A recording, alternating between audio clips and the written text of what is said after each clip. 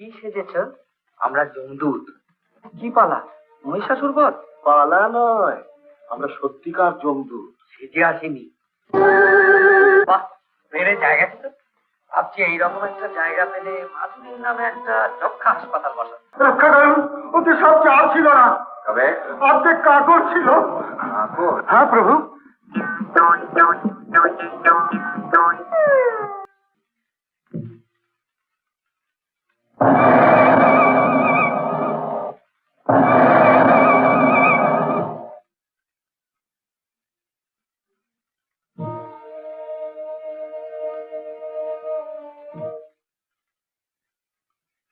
কি আশ্চর্য!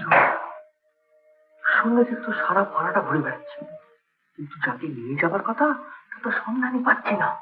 কি বিপদ বল দেখিনি। মর্তের মানুষগুলো আজকাল কোথায় বাস করে দেখেছিস? এ কি গোলক ধাঁধায় পড়লুম রে বাবা। আমি তো শুধু পাড়াই জানতাম। এখন ব্লক, কলোনি, তারপর তোমার দরকার 25 নম্বর বাড়ি, 24 নম্বর পর্যন্ত গেছো, তারপরের বাড়িখানি হচ্ছে 3-এর 1। তখন কি মনে হয় বল দেখিনি? এগুচ্ছি না পিছুচ্ছি? আচ্ছা, এই পাড়াটায় এক জায়গায় মরা কান্না তো শুনতে পাচ্ছি না। তুই ছুটে যাই একবার, হয়তো দেখি। আর কত দেখবো? আজকে পাচ্ছি না। আছে, চল এখান থেকে ফিরে যাই। ফিরে যাই? হ্যাঁ, ফিরে যাই কি রে? কেন? শুধু হাতে ফিরে গেলে চিত্রগুপ্তের কেমন চাকরি যাবে, সামলাতে পারবি? শুধু হাতে ফেরা ফেরা চলবে না। যেখান থেকে হোক, যেমন করে হোক, একটা আত্মা নিয়ে যেতে যাবে। চ দেখি। তবে চ, ঘর ঘর একবার উঁকি মেরে দেখি। চ।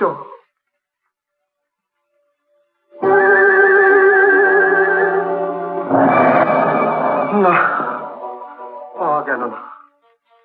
আচ্ছা, মানুষ মরে গেলে আত্মীয় স্বজনরা বুক চাপড়ে কাঁদে না কেন বল দেখি? আগের আমলে, আগের আমলে কেউ যদি মারা যেত, আত্মীয় স্বজনেরা বুক চাপড়ে কাঁদতো, মুখে গঙ্গা জল দিত।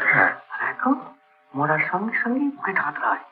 পকেট হাত রায় কি রে? পকেট হাতরে বাক্স প্যাটার চাবি খুঁজে, কাঁদবার সময় কোথায়? চ চ এগোয়। এমনি নেই গেল রে বাবা।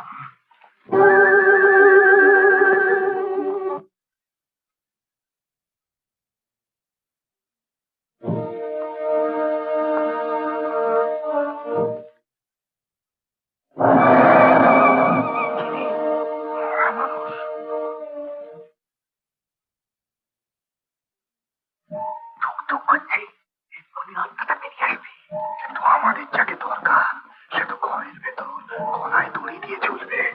আচ্ছা, রকে পড়ে রয়েছে, কিন্তু সে নয়। বাবা কাছে এই না কাতো, এটা সে না। এইটাকে নিয়ে যাও।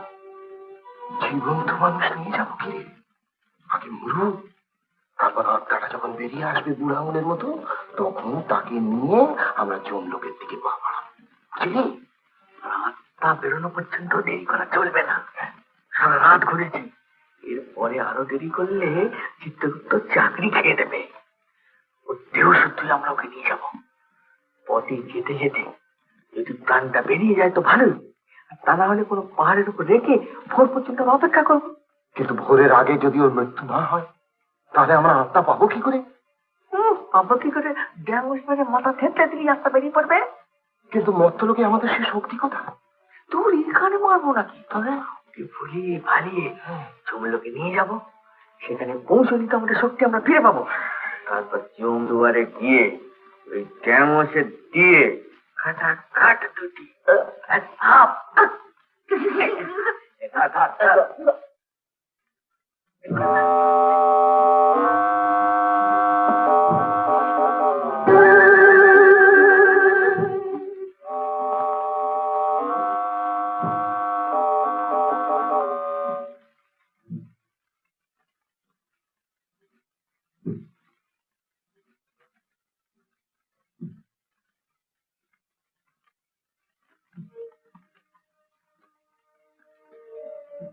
কি সেজেছ? আমরা যমদূত। কি পালা? মহিষাসুর বধ? পালা নয়, আমরা সত্যিকার যমদূত। সেজে আসেনি। যমদূত?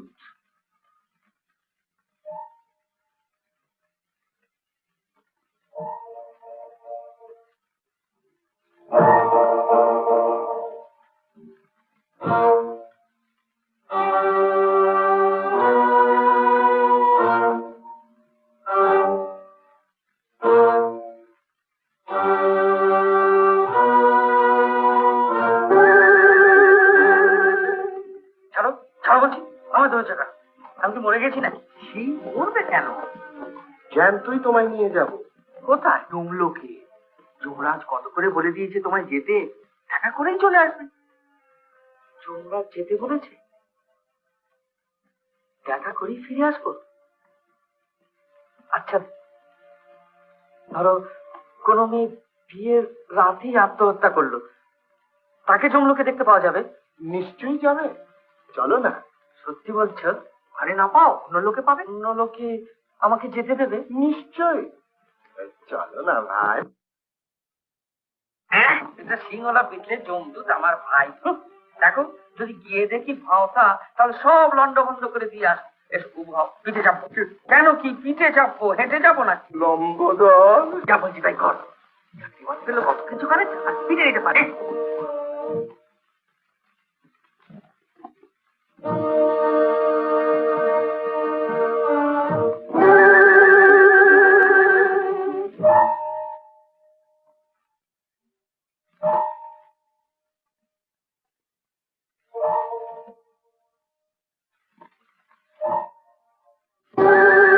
বাহ, বেড়ে জায়গা ছিল। ভাবছি এইরকম একটা জায়গা পেলে মাধুরীর নামে একটা যক্ষা হাসপাতাল বসাবো।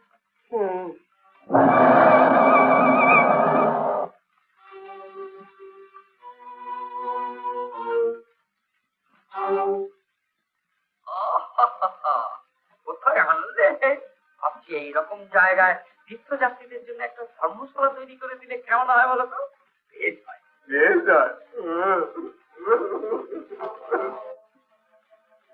ভক্ত করে চেপে ধরো। কেন? লাভ মারবে।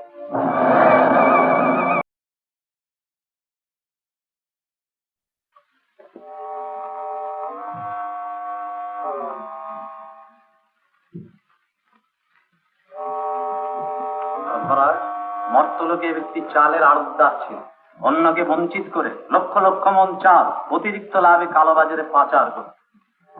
কি ভীষণ! ছেড়ো বাবা, আর করবনি বাবা, সত্যি বলছি বাবা, এবার জন্মে চাল নিয়ে আর চালাকি করবনি বাবা। চুপ কর হতভাগা, লক্ষ লক্ষ মানুষের মুখের গ্রাস কেড়ে নিয়েছি। চিত্রগুপ্ত, লিখে নাও, একে আমি চিরকালের মতো রৌরব নরকে নিক্ষেপ করবার আদেশ দিচ্ছি। বিচিত্রগুপ্ত, প্রভুর আদেশ লিপিবদ্ধ করো। জি আগে।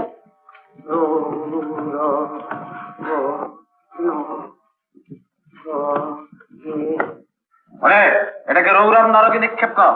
রক্ষা করুন, ওতে সব চাল ছিল না, তবে অর্ধেক কাকড় ছিল। হ্যাঁ প্রভু।